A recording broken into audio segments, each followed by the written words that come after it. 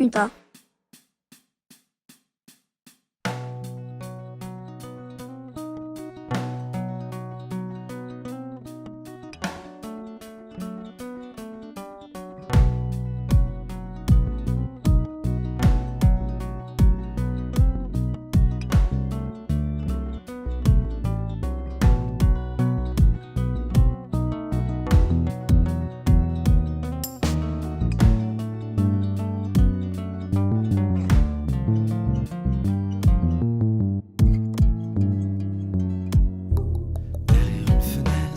Sur cette plage qu'elle nous montre, vêtue de la mer.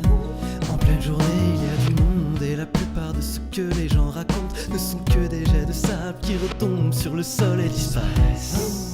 Et apparemment c'est beau cette eau, puis ça se laisse aller, puis c'est rouge et tout ce monde bouge et repart avant l'orage ou la nuit. Mais c'est pas tout, arrosé de jets aléatoires, même les plus solides traces finissent par s'effacer. Enseveliés dans un coin à l'écart, on finit par apercevoir un garçon qui a l'air gentil, mais on dit qu'il est bizarre. Il essaye de construire son propre château de sable, juste assis ici, mais difficile de le faire tenir entre la pluie et les vagues et le soleil qui frappe son crâne. Il avait vu d'autres enfants faire autant, mais ils sont partis depuis longtemps, car beaucoup de ses œuvres fondent. Elles s'effondrent sous le joug de ces gens et de leurs jets qui les enterrent. Et des fois ils sombrent à cause des trop grandes douves qu'ils ont creusées tout autour, comme pour que personne ne s'y rende jamais. Et des fois ils sont juste situés un peu trop près du chahut de l'eau, comme s'ils s'étaient noyés à vouloir se situer un peu trop près. Les ruines de ces châteaux n'existeront jamais.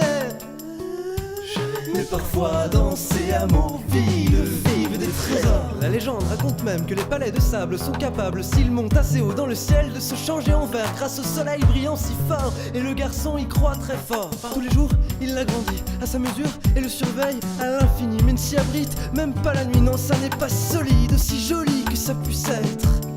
Vivement qu'il devienne vert.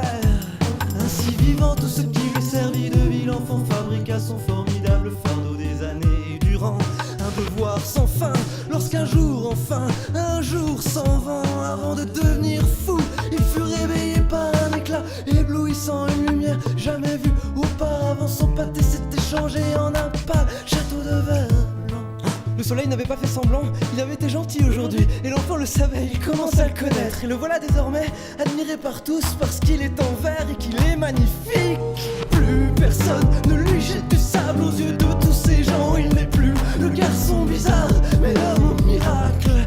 Mais même acclamé continue d'ignorer ses regards, à consolider son manoir sans savoir, comme s'il attendait l'arrivée du hasard. Et ça dura si longtemps, jusqu'à si tard, que le soleil finit par endommager sa vue. Dans ce regard qui diminue, s'étalent des lumières qui effacent le contour de la mer. Alors un soir sans raison, un soir silencieux, un soir seul, il vit une silhouette en haut d'une dune qu'il n'avait jamais vue avant.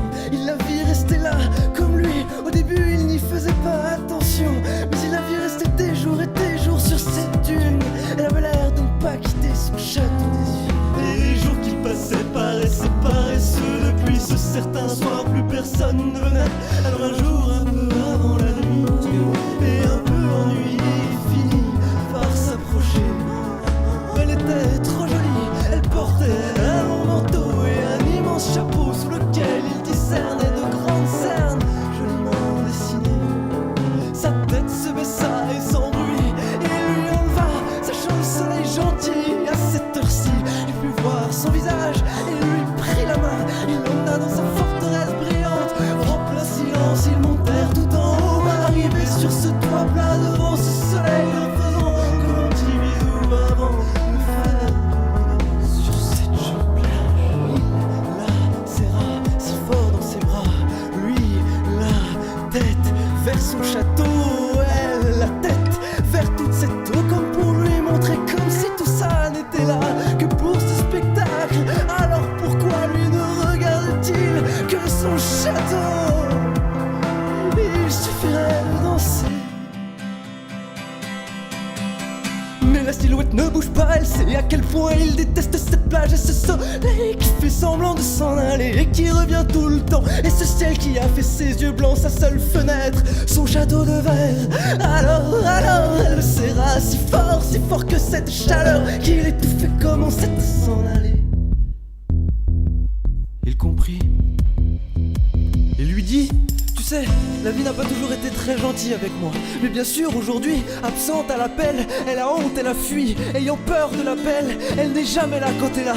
Elle part comme un tueur parce qu'elle craint de te rencontrer, de te rendre des comptes. Elle est allée ailleurs, sans s'excuser, sans dire au revoir. Mais tu sais, t'es pas obligé d'en finir. J'ai pas trop sommeil, alors au pire, laisse-moi t'aider. On pourrait arrêter la vie, ou lui dire de venir que quand c'est beau. J'irai dire au soleil qu'elle se calme, que ça sert à rien d'autant briller, que de toute façon personne ne le regarde bien longtemps, et que je préfère quand il joue avec le vent.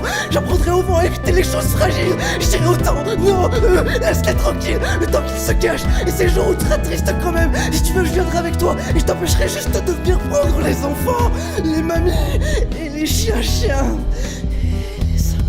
On fera revenir les accidents, mais juste le temps qu'ils disent au revoir. On échangera ceux qui tuent et ceux qui se tuent, et tu verras qu'ils changeront d'avis. Si ça marche pas, je te déguiserai en miroir, et on ira effrayer tous ceux qui veulent en finir. On prendra tous les fantômes, et on les rangera dans les corps qui bougent pas. Et ce soir d'orage, on fera rien, car ça fait des souvenirs qui deviennent des cauchemars. En attendant, on jouera en mémoire, avec les gouttes de pluie, pour l'oubli. C'est les souvenirs, c'est juste des histoires qu'on se raconte avant de dormir. Nous, on dormira pas. Tu tueras de ta faute les gens pour de faux, pour que leurs proches se rendent compte qu'ils les aiment. Et on leur rendra le temps qu'ils les aiment. Et ceux qui s'aiment pour toujours, on n'a qu'à les laisser céder à la vie. Pourquoi est-ce qu'on peut pas savoir à quel point les gens s'aiment? Pourquoi est-ce qu'on peut pas savoir à quel point les gens s'arrêtent?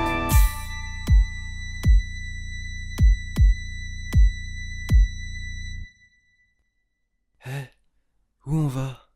Ça fait vraiment peur. Pourquoi y a plus de musique?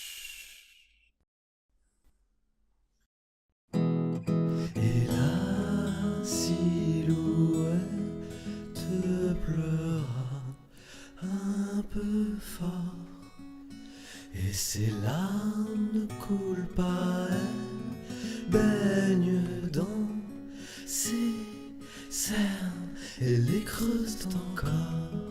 Enfin, comme pour descendre très très bas, la silhouette déploya de grandes ailes, aussi noires que leurs ombres, et elle le porta en direction du soleil. Pour lui c'était si beau, il voyait le soleil s'enfuir comme s'il avait peur du garçon, comme si depuis le début il suffisait de venir, de l'effrayer, encouragé par la nuit, comme s'il admettait. Et finalement il se sentit triste pour lui, lui qui toujours reviendra. Le garçon bizarre repartit, son château de fer durera.